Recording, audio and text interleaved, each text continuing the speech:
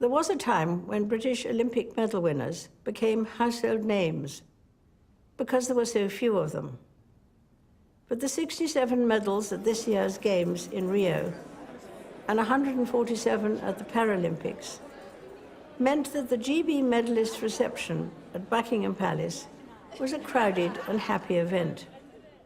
Throughout the Commonwealth, there were equally joyful celebrations.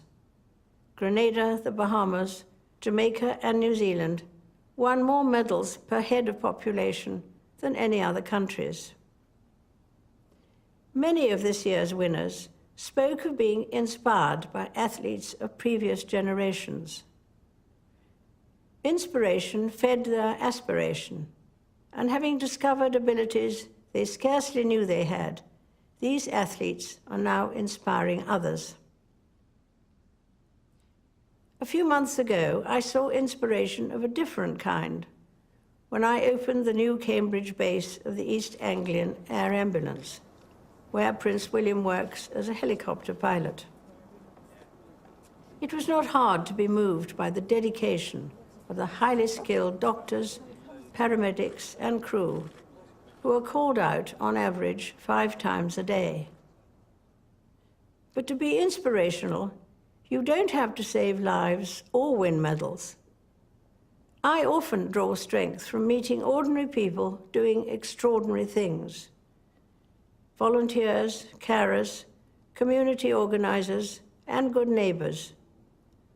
Unsung heroes whose quiet dedication makes them special. They are an inspiration to those who know them, and their lives frequently embody a truth expressed by Mother Teresa, from this year, Saint Teresa of Calcutta. She once said, "Not all of us can do great things, but we can do small things with great love." This has been the experience of 2 remarkable organizations, the Duke of Edinburgh's Award and the Prince's Trust, which are 60 and 40 years old this year.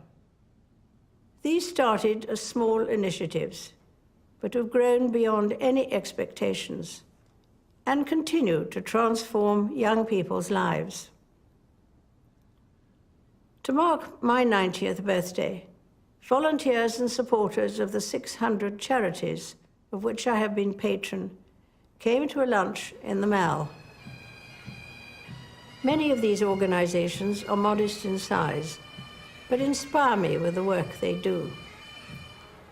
From giving friendship and support to our veterans, the elderly or the bereaved, to championing music and dance, providing animal welfare, or protecting our fields and forests.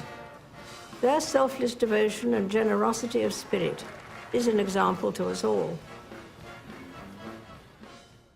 When people face a challenge, they sometimes talk about taking a deep breath to find courage or strength.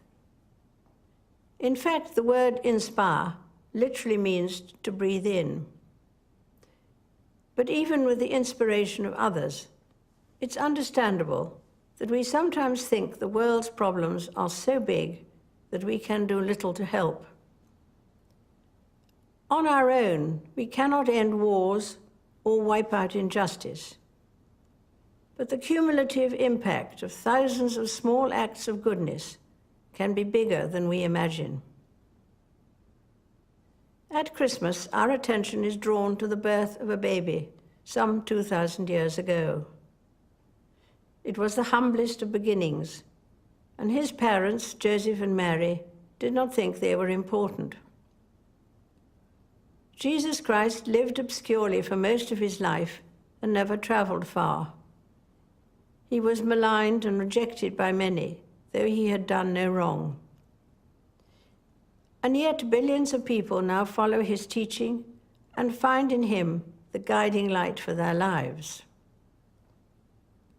I am one of them because Christ's example helps me see the value of doing small things with great love, whoever does them, and whatever they themselves believe. The message of Christmas reminds us that inspiration is a gift to be given as well as received, and that love begins small but always grows. I wish you all a very happy Christmas.